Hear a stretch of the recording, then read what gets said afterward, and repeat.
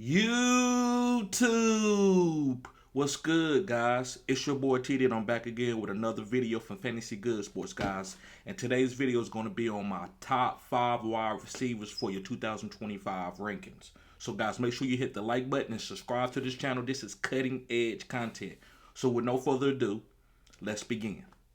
So I'm gonna go from 5 to 1, guys. I'm gonna break it down from 5 to 1, and I got a couple of bonus guys for you. I got a couple of honorable mention guys that I'm gonna talk about. So my number 5 guy that I believe that should be in your rankings in your top 5 should be Puka Nacua. Yes, now we know that Cooper Kupp is probably going to be traded or released from the Rams. That's what they're saying, right?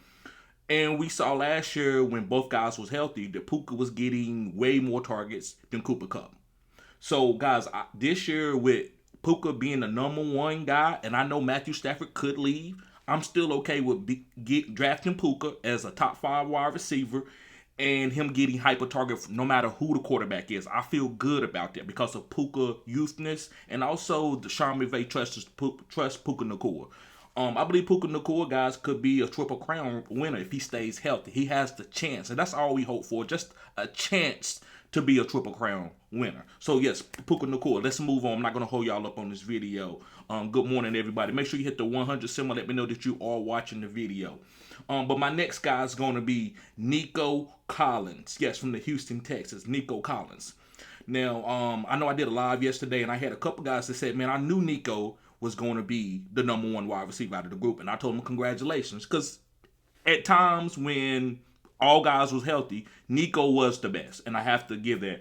But if things would have been a little bit different, some of the guys would have stayed healthy. I don't know Nico if he would have finished where he would have finished, but it doesn't matter going into 2025. They saw what Nico is. They saw how the offense flows, and Nico is the number 1 guy on there. So my number 4 guy that I'm looking forward to drafting my top 5 is going to be Nico Collins, because I believe that he is the alpha there with these other guys coming off severe injuries. Moving on to my number 3 guy. My number 3 guy is going to be CeeDee Lamb. I'm trusting CeeDee Lamb this year. I think CeeDee Lamb has finally matured into a true number 1. Even though last year Dak Prescott wasn't healthy, he looked good with Cooper Rush. I saw a lot of maturity from CeeDee Lamb that I haven't saw from him in the past couple of years.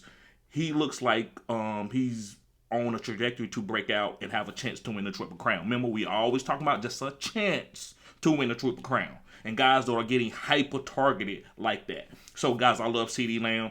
I think Dak Prescott and CeeDee Lamb has a lot to prove. And I like to draft those type of guys when you have a lot to prove, right? You actually are trying to prove to people that you are one of the great players. Now, some of these other players that already won Super Bowl, sometimes they don't really get hyper-targeted, and they just trying to keep the guy healthy for the rest of the season.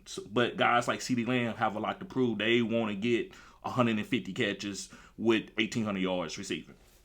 All right, let's move into my number 2 and my number 1. Y'all know who these 2 guys are. These guys are superior, top, hyper-target guys. My number 2 guy is going to be Justin Jefferson. Yes, Justin Jefferson. And guys, I like Justin Jefferson because he's Justin Jefferson. We know Minnesota is going to make sure that he's get targets, at least 10 a game. No matter who the quarterback is. It could be Sam Darnold or it could be the rookie that they drafted. I can't think of his name right now. It could be him. So it doesn't matter. I feel good no matter who the quarterback is, as long as they got the same head coach and the offensive coordinator, that Justin Jefferson is going to be a top 5 wide receiver every year. He might not be the number 1, but it's okay. He's probably the safest pick in the first round for a wide receiver. All right, guys, and moving on to the number 1 guy. Y'all know who this is. This is Joe Burrow, best guy. This is Jamar Chase. The Triple Crown winner for this year. So, guys, take the guy that you want, basically. These top 5 rankings doesn't really make sense, but I do it because it's content. But it should be like 5 or 6 guys that you are just drafting at certain ADPs. That's how it should be. But any of these guys could be a Triple Crown winner. So take the guy that you think is best. I never want to tell y'all exactly what to do, because I understand that fantasy is played by playing with your favorite players, guys that you like to watch on TV on Sunday. I understand that part. A lot of content creators don't talk about that. And some guys don't want that. Some guys are really playing to win. They want to play for like a big prize. But a lot of you just want to play because you like football, and that's fine. So, guys, yes, Jamar Chase, I'm not going to sit here and talk about his athletic ability, any of that, or how many targets he get, because we know. That's why I don't talk about numbers. We know these guys. These are top guys. All right, let's talk about a couple honorable mention guys. The first guy I want to talk about is Ladd McConkey.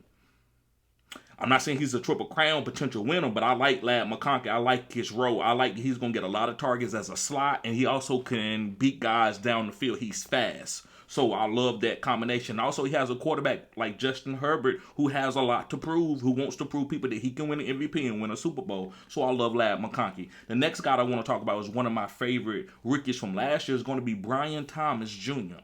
Now, what makes me a little bit nervous about Brian Thomas Jr. is Trevor Lawrence. But if Trevor Lawrence comes out there the first couple games and can't get Brian Thomas the ball, they might trade him.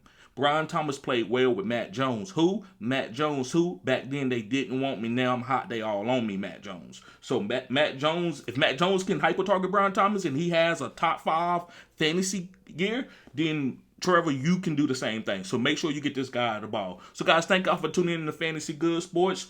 Y'all guys have a blessed day. See y'all later. Peace.